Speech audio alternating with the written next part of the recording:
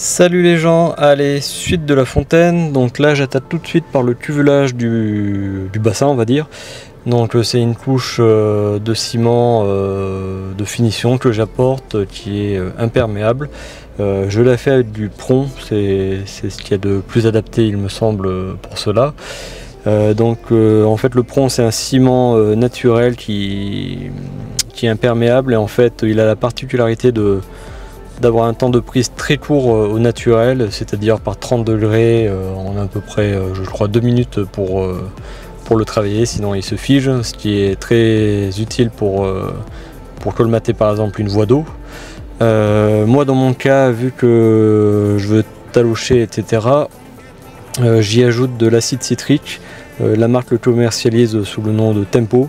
C'est une petite poudre qu'il faut ajouter au mélange. Donc dans mon exemple, enfin dans mon cas, j'ai mis un seau de sable, un seau de pront et un demi-flacon de Tempo. Voilà. Donc j'applique une première couche grossière entre guillemets. Après là on voit que par moment je fais avec les doigts parce qu'en fait c'est pas très commode avec la truelle ni à la taloche sous le mur. Bon, j'ai pas de gants mais ça m'a pas trop attaqué les doigts, franchement c'est pas aussi agressif que de la chaux ou même du ciment peut-être, je sais pas, enfin bon en tout cas ça a été pour mes doigts.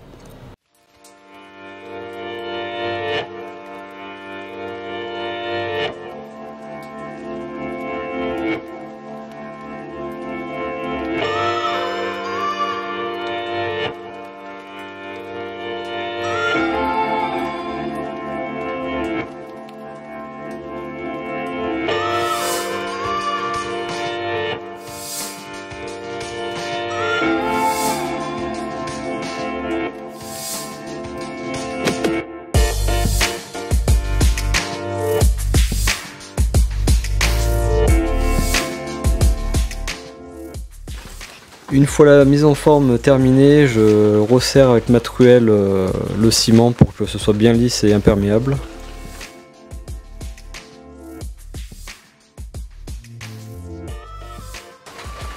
Maintenant je suis en train de placer un support en bois à la bonne hauteur et je vais commencer à coller mes carreaux par-dessus ce lito et comme ça ils ne descendront pas le temps que ça prenne. Maintenant je vais décorer la fontaine, donc j'ai choisi de prendre du travertin, c'est une pierre naturelle de type calcaire. Tout sera composé soit de carreaux déjà en format 10 par 10 et sinon tout le reste sera fait avec des carreaux 40 par 60.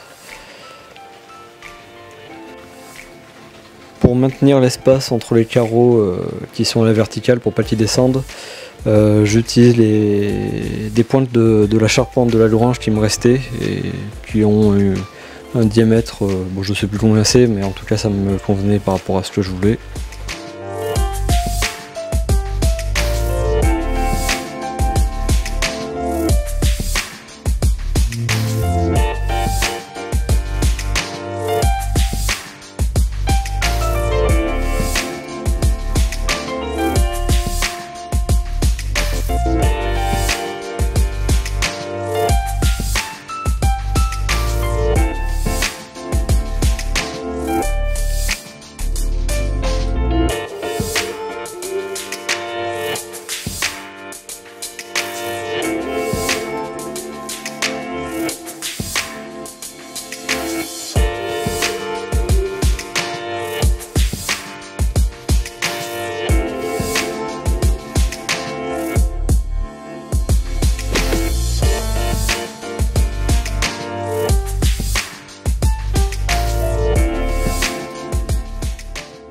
Autour des deux sorties de la fontaine, j'ai décidé de faire une petite mosaïque toute simple. Donc je dessine sur mon logiciel le motif que je veux faire et après je le fais découper par mon plotter. C'est une petite machine qui sert à découper des adhésifs pour décorer les véhicules par exemple ou pour mettre sur les t-shirts.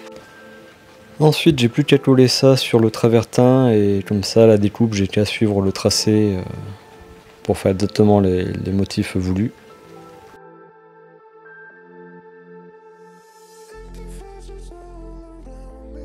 Ensuite j'ai pris un morceau de trame synthétique qui sert à renforcer les enduits. Je colle mes morceaux avec un pistolet à colle chaude.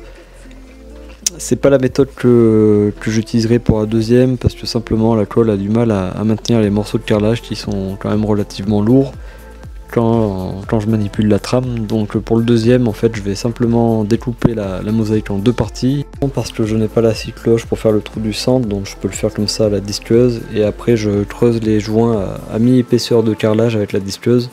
Comme ça quand je ferai tous les joints de la fontaine ça fera exactement le même aspect que partout et ça a l'avantage de ne pas séparer les morceaux et donc de ne pas devoir reconstituer la mosaïque.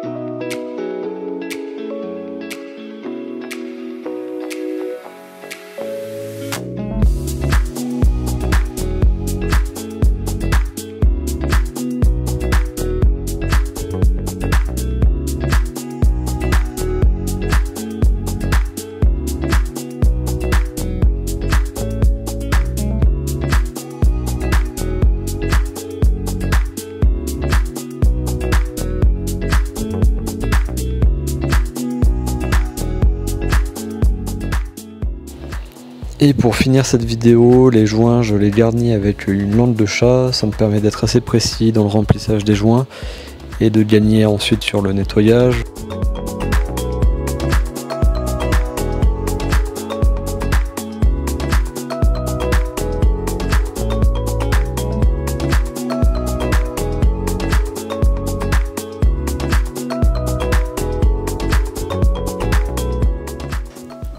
Ensuite, il ne me reste plus qu'à passer un coup de nettoyage sur les joints, donc j'utilise une taloche à éponge et une éponge toute simple. Et surtout attention de toujours avoir une eau propre dans mon seau pour rincer l'éponge afin de toujours garder les carreaux propres.